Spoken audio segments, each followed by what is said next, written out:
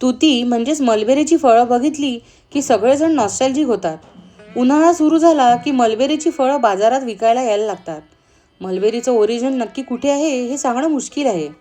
भारतात हिमालयाच्या पायथ्याच्या जंगलात आढळणारी लाँग मलबेरी ही पक्की भारतीय जात आहे.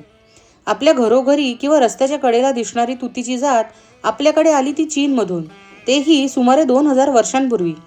या काळात सिल्कचं कमर्शियल प्रोडक्शन करायला सुरुवात झाली होती.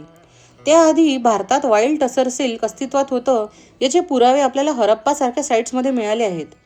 मलबेरी म्हणजेच तुती प्रसिद्ध आहे ती तिच्या पानांसाठी आणि आंबट गोड फळांसाठी. तुतीचे पानं रेशीम किड्यांचं मुख्य खाद्य आहे. त्यासाठी तुतीची लागवड मोठ्या प्रमाणात केली जाते. तुतीला शहतूत, तुतू, पत्तूमरम अशी नावं आहेत. संस्कृतमध्ये त्याला तुतिका हे नाव आहे.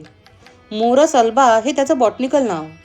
तुतीची फळं कच्ची असताना पांढरी लाल दिसतात आणि पिकलेलं फळ काळं दिसतं. पिकलेले फळं गोड लागतात.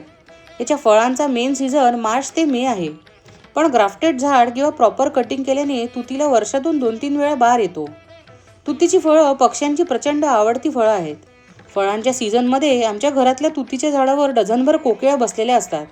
शिवाय ओरियल, बुलबुल, दयाळ, पोपट, मैना, तांबट यासारखे असंख्य पक्षी तुम्ही या झाडावर बघू शकता. आपल्याला मलबेरी खाण्याचे तर अनेक फायदे आहेतच. शिवाय वानरं आणि खारींना सुद्धा ही फळं प्रिय आहेत. लंगूर याचे पानं पण खातात. मलबेरीचं झाड घरात असल्याने सुंदर सिल्क महोत्सव पण आपल्याला बघायला मिळू शकतात. पशुपक्ष्यांसाठी हे झाड नक्कीच बागेत लावण्यासारखं आहे. मलबेरी खरं तर बेरी नसून त्याचं एक फळ म्हणजे अनेक फळांचा ग्रुप असतो. त्याची फुलं बिना पाकळ्यांची छोट्या पुंकेसरासारखी असतात, जी फळांवर येतात. तुतीच्या फळात अनेक बिया असतात, पण त्यांची उगवण क्षमता कमी असते. त्यातल्या त्यात पक्ष्यांच्या शिटेतल्या बिया थोड्याफार प्रमाणात उगवून येतात, पण बियांपेक्षा त्याच्या काड्यात जास्त लावल्या जातात. मलबेरीच्या अशा छोट्या डोळे म्हणजेच नोड असलेल्या काड्या लागतात. मी बरेच वेळा तुतीच्या फांद्या दुसऱ्या झाडांना आधार म्हणून वापरते, तेव्हा त्या सगळ्याच लागतात. इतक्या सहजतेनं त्याचं प्रोपोगेशन होतं.